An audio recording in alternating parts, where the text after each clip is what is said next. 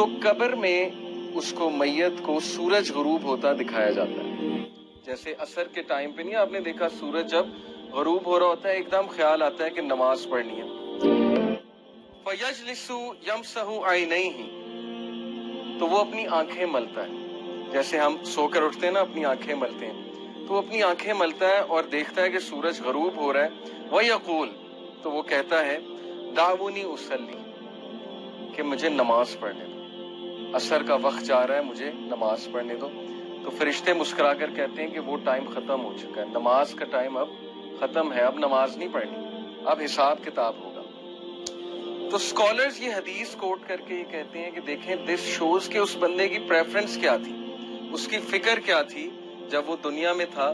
سورج غروب ہوتے ہی اسے پہلا خیال یہ آیا ہے کہ میری نماز نہ رہ جائے, کہیں عصر کی نماز نہ رہ جائے تو میں عصر کی نماز پڑھ لوں, اس کے بعد بات چیت کرتے ہیں. یعنی اس کا کانشیس ابھی تک نماز کے اندر ہے. اور یہ چیز بہت سے میڈیکل ڈاکٹرز بتاتے ہیں. میں ایک لیکچر سن رہا تھا ایک اسکالر کا, انہوں نے بڑی زبردست بات کی. انہوں نے کہا کہ میں نے بہت سے ڈاکٹرز کو لیکچرز دیے ہیں, ڈاکٹرز میری محفل میں آتے ہیں, تو ڈاکٹرز نے مجھے خود بتایا ہے کہ جو لاسٹ کانشیسنیس میں بندے کی چیز ہوتی ہے نا, جو اس نے سب سے زیادہ دنیا میں کی ہوتی ہے, ڈیتھ کے ٹائم پہ وہی چیز نکلتی ہے. اور واللہ اس نے خود بتایا, ڈاکٹرز نے خود بتایا کہ کچھ جو مریض ہوتے ہیں وہ گانے گا رہے ہوتے ہیں, یعنی at the time of death گانوں کے لیرکس نکل رہے ہوتے ہیں.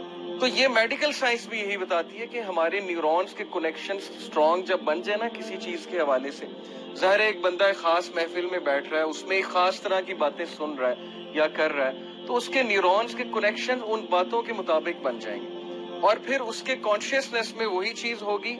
اور جب بھی وہ انکانشیس ہونے لگے گا تو کانشیس کی وہی چیز ریپیٹ ہوگی جو اصل میں وہ کرتا ہے. یہ تو پکی بات ہے. تو یہ وہ شخص ہے جس نے نماز کو بہت فوقیت دی دنیا کی زندگی میں, اور اس کی فکر ہی یہ تھی کہ میری نماز نہ نکل جائے, نماز نہ نکل جائے.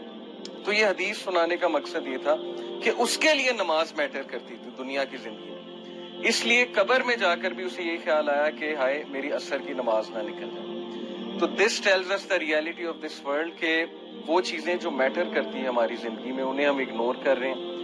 اور عصر کی نماز کے بارے میں رسول اللہ صلی اللہ علیہ وسلم نے کہا کہ جس انسان نے عصر کی نماز جان بوجھ کر چھوڑی, جان بوجھ کر سے مراد ہے ایک تو ہے نا کہ سو گیا ہے, یاد نہیں رہا, یا ویسے ہی کوئی بازار میں ہے مسجد نہیں مل رہی, جیسے خواتین ہیں بازار میں اکثر ہوتی ہیں, کوئی جگہ نہیں نماز پڑھنے کی, مس ہو جاتی ہے. ایک ہے کہ جان بوجھ کے پتہ ہے عصر کی نماز پڑھنی لیکن نہیں پڑھی. It is as if he lost his whole family. صحیح بخاری کی حدیث ہے, ایسے جیسے اس کی پوری فیملی چلی گئی.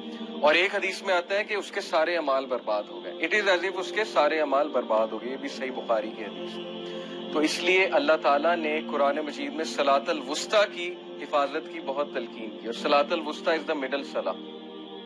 عصر کی بہت اہمیت ہے عصر کی نماز کی. اوکے, تو کچھ بھی ہو جائے عصر کی نماز نہ چھوڑا کرے. اسی لیے اس کو وہاں بھی سورج غروب ہوتا دکھایا جائے گا, اور وہ کہے گا کہ دعونی اصلی, کہ لیٹ می آفر صلاح, بٹ فرشتے کہیں گے اب نماز پڑھنے کا ٹائم جو ہے وہ گزر گیا.